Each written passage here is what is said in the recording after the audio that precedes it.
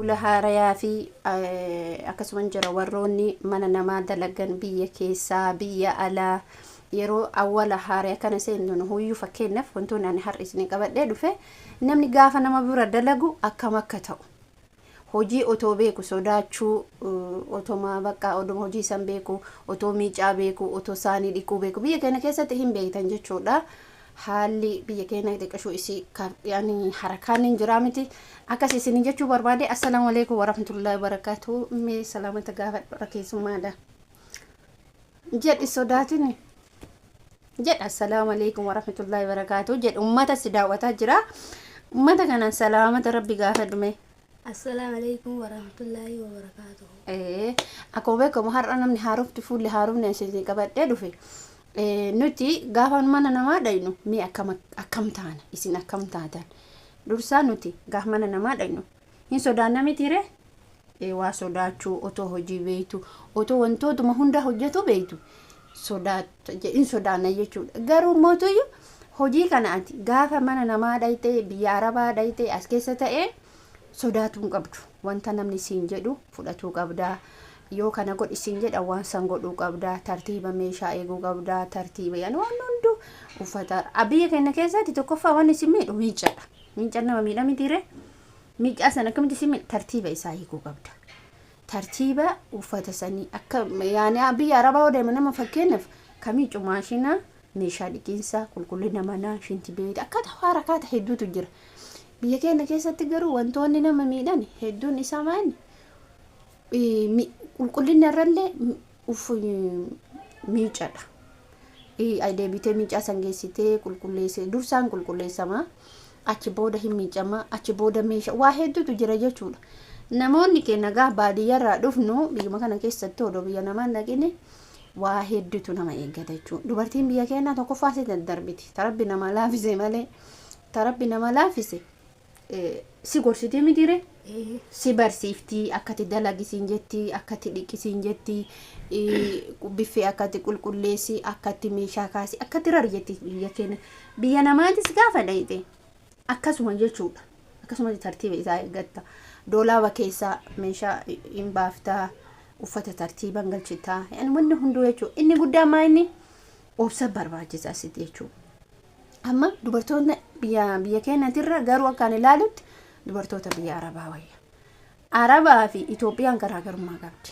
Itoophiyaan sitti iitii akka nama bakka ati waan beekne tokko si gooti si barsiisuun beektu bakka takka hundaa miti isin akka lubeetanii takka bakka baay'ee miira biraa keessa si galchiti. Yaani biyya kanatti akkasuma bara. Dubartiin abashaa jala dalagu mana takkatu maal jedha isinitti fakkaata. Obboleettii isii mana namaa galchite si hima. Isiin ala jirti Dubaay jirti. Obboleettii isii mana arabaa galchi jettee anumata natu galcha obboleettii isii mana namaa. Gaafa obboleettii isii mana namaa kana galchu mucattiin hojii takka hin beektu qulqullina hin beektu tartiiba hin beektu. Meeshaa dhiqaan kunu biyya keenya keessatti akkaataa qabaa mitiire akkaataa qaba. Tartiiba qaba meeshaa kana dhiquun. Isiin gaafa kana mucattii tana birrii malee isiin obboleettiin isii tun birrii malee mucattii tana hojii isii waan isiin dalaydu hin beektu. Warri maaliif ree warri mucattii tana yaani jiraa miti namni rakkina keessa ture rakkoo namaaf hubata. Gaaf kana warri hin baratte har'a baratte bor odoo jedhan mucattii kana hima callisanii turan. Gaafa kana obboleettiin ama birrii barbaaddi. Gaafa bilbiltee jettu ara jette abashaan akkasii abashaan akkana jechuun isin kaleessa biyya keessaa baatee waa'ee biyyaa dagattee amma immoo faranjii taate yaani biyya arabaa taate abashaa arrabsiti. Eessa namni gaafa waa godhatu hedu eessaa kaka'u gaafa mallaqa barbaadu hojii isaa san sirnaan baratu gaafa hojii sirnaan baratee waa hundaa jedhama maal godhare mallaqni abbaan sun sii dabala. Nuti amma biyya namaatiiti gaafa dalayni hojii keeti murteessan amala keeti lammaffaan qulqullina keeti ilaalanitti mucattiin sun hin dalaydii waan jedhuuf hojii sanirra isii sanirratti ilaalanii mallaqa dabalanii abashaa mamma isiin jettu sun illee namni bar namuma keenya jechuudha. Inni sunis yoo namni sun hojjetee sirnaan waa hundarraa tartiiba isaa eeggate dirqama birrii isaa dabaluuf akka namni sun biraa deeme bakka biraan seen hin jiraa miti. As keessatti yoo mooyaa qabu yoo tokkoffaan nama nyaata dalagu xiqqoo damoosni isaa ol kaadha. Haga akka hanga 4,400 illee maaliif ree dandeettii nyaataa qaba waan ta'eef. Kanaaf ati waan namni siin jedhu tokko waan namni siin jedhu hundumaa akkaataa itti godhisiin jedhan akkaataa itti miiciyoo nam yoo amma siin jedhee si gorsee yoo si akkana godhe hin aaruun qabdu keessattuu hojiirratti. Maaliif aarare yoo badii kiyya taate na'am jedheetuma fudhadha. Yookaan illee waan balleessu kana gorsa malee namni yoo hin balleessu maal haa ta'u sin gorsu jechuudha sirrii. Wanni namni mootuu kasi gorsu fakkeenyaaf ati yoo waan san balleessite waan akkana san irra toosii lola namni sun eenyuuf siif miti anama siin lola jechuudha maaliif akkana goote kana godhoo siin jedhe eenyuuf siif ati immoo barattee gaafa yalte immoo ati immoo deebite nama san gorsita akkasii mitiire. Kanaaf har'a nama haarofni keenya dhufni nama jabaadha gorsa fudhataa hin dalagataa boruuf jijjiira bor biyya namaa deeme yaani biyya namaa dhiise as keessattuu namni yoo qalbii qabaatee aqlii qabaatee dalagatee walirra buufate hin jijjiirama. Humti qoon yaani rabbiin immoo waan xiqqishuu sababa sii godha. Biyya arabaa deemteef immoo hin jijjiiramtu biyya kee keessa teetteef immoo jijjiiramuun dhabdu akkasii mitiire. Namni inni guddaan maa inni fudhanna jecha namni jedhuun gorsa namni gorsu yoo namni lolatuun yoo namni waan sammaa balleessite jedhu ish namoonni jedhu laale maalinni waan namni sun guddi gara fuuldurri isaa guddi gara guddinaatti dhufa.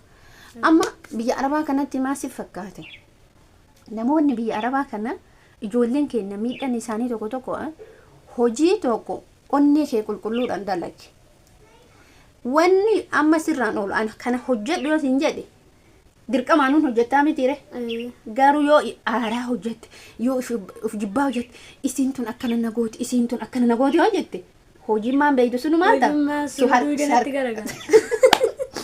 bakka si harkaa bada jechuudha.